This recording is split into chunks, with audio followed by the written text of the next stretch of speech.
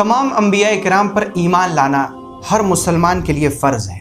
हर मुसलमान पर फ़र्ज़ है कि वो आखिरी नबी हज़रत मोहम्मद मुस्तफ़ा सल्लल्लाहु अलैहि वसल्लम पर ईमान लाए, और साथ साथ ईमान लाए कि अल्लाह के नबी सल्लल्लाहु अलैहि वसल्लम से पहले इस दुनिया में जितने भी अंबिया किराम आए हैं, हमें उनके नाम मालूम हों या ना हों, हम सब पर ईमान लाते हैं।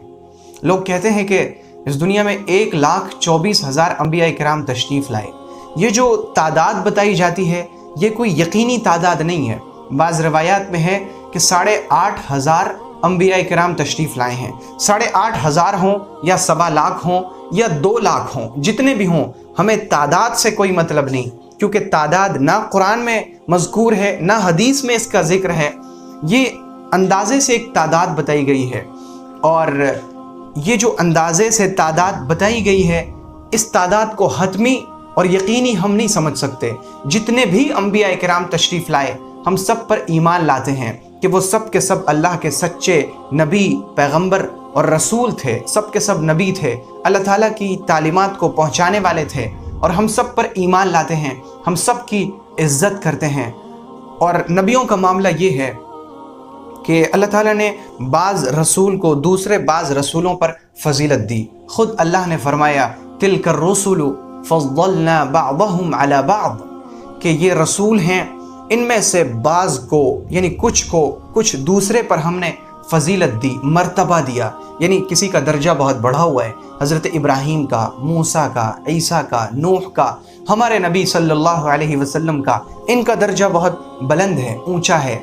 ये सब उलुल अज़्म पैगंबर हैं, और बाकी रसूलों का और नबियों का दर्जा इनके बाद है। लेकिन हम इस तरह से किसी नबी का दर्जा बयान नहीं कर सकते कि दूसरे नबी की तौहीन हो जाए। किसी नबी के सिलसिले में अदना सी अगर गुस्ताखी भी हो जाए तो इंसान ईमान से निकल जाता है। इन नबियों पर ईमान लाने के बाद हमारा अमल कैसा होना चाहिए?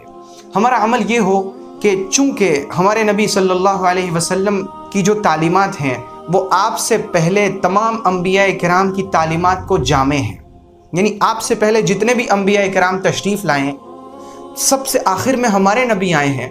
तो हमारे नबी ने कुरान की शक्ल में और हदीस की शक्ल में जो तालीमात इस दुनिया के सामने पेश की हैं, वो पिछली तमाम तालीमात को पूरा करती हैं।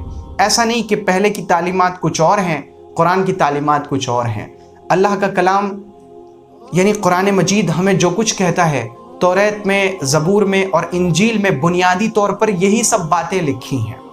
तो नबियों पर और रसूलों पर ईमान लाने का मतलब ये है कि हमारे नबी सल्लल्लाहु अलैहि वसल्लम की जो तालीमात हैं, यानी हदीस में जो बातें बयान की गई हैं, हम तमाम बातों पर यकीन रखें कि ये सब की सब सच हैं, और हम उन तमाम बातों पर अमल करें।